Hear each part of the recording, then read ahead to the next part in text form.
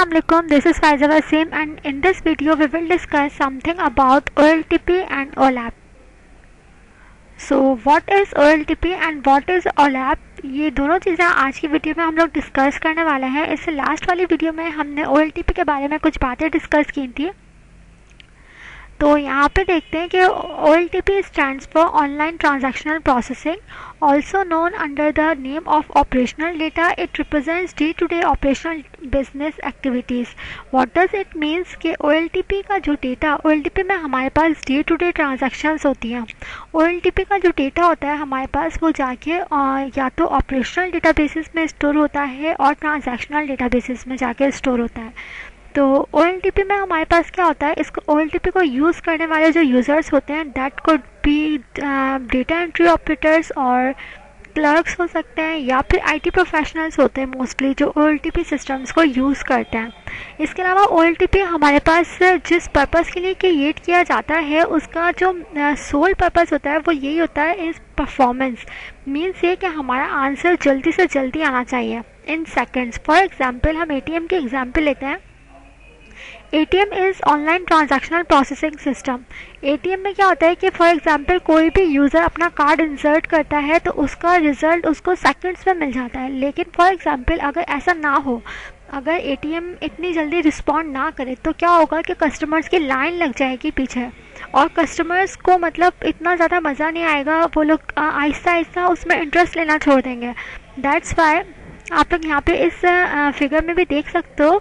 इसमें क्या होता है हमारे पास OLTP का जो डेटा होता है वो कस्टमर्स के थ्रू आता है और जो उसके यूज़र्स जो उसको यूज़ करने वाले हैं वो अपना डेटा जाके जो भी ट्रांजैक्शंस होती हैं उसका डेटा डेटाबेस में स्टोर कर देते हैं। नाउ OLTP में हमारे पास डेटा रिट्रीव भी हो सकता है, उसको हम एक्सट्रैक्ट भी कर सकते हैं, उसको डिलीट अपडेट इंसर्ट में सब कुछ उसके ऊपर डेटा के ऊपर अप्लाई हो सकता है। नाउ सेकेंड है हमारे पास OLAP। OLAP stands for online analytical processing. इस OLAP जो है वो डेटा वेयर हाउस की एक एप्लीकेशन है। It is a decision support system. अगर हम लोग इसकी डेफिनेशन देखें तो it says that OLAP is a form of information processing and this needs to provide timely, accurate and understandable information. What does it means?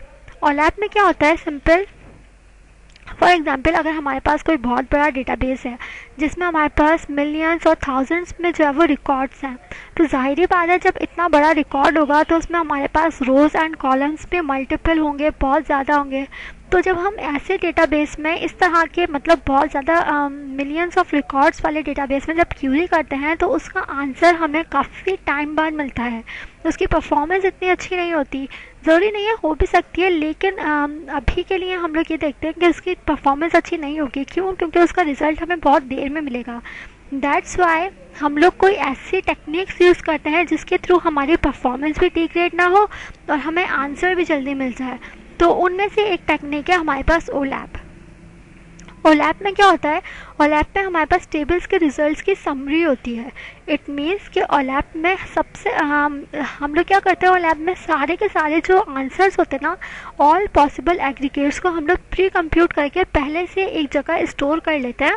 उससे क्या होता है कि जब हम लोग क्यूरी करते हैं ना तो हमारी परफॉर्मेंस पे फ़र्क नहीं पड़ता। मीन्स मे बी ऐसा हो सकता है कि उसका आंसर पहले से स्टोर हुआ हुआ रखा हो हमारे पास।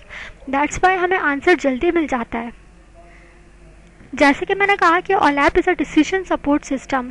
इसमें हमारे पास तमाम पॉसिबल एग्रीगेट्स को प्री कंप्यूट करके स्टोर कर लिया जाता है। उसके बाद हम लोग क्या करते हैं, उसके बाद एक GUI बनाया जाता है, ग्राफिकल यूज़र इंटरफेस, और उसमें पॉइंट एंड क्लिक्स के साथ जो है वो डेटा रिट्रीव होता है। अब OLAP हमारे पास डेटा वेयर हाउस की एप्लीकेशन है, इसलिए इसमें जो डेटा आता है हमारे पास वो डिफरेंट OLTP और एक्सटर्नल सोर्सेज से आता है। ठीक, और यहाँ पे हम लोग बस इतनी कोई ज़्यादा बातें नहीं की, और बाकी इसमें यही है कि जो हमारे पास डेटा का रिज़ल्ट आना चाहिए वो विद इन सेकेंड्स आना चाहिए। लेकिन ये भी पॉसिबल है कि डेटा वेयर हाउस में हमारे पास डेटा बहुत लार्ज फॉर्म में होता है, बहुत ज़्यादा रिकॉर्ड्स होते हैं, इसलिए ये पॉसिबल है कि हमारे मीन्स आंसर जो रिजल्ट्स की हम क्यूरीज कर रहे हैं वो बहुत ज़्यादा कॉम्प्लेक्स हों। दैट्स वाई रिजल्ट जो है वो हमारे पास मिनट्स में भी आ सकता है। तो ये कुछ बातें थी जो हम लोगों ने OLTP एंड OLAP के बारे में डिस्कस की।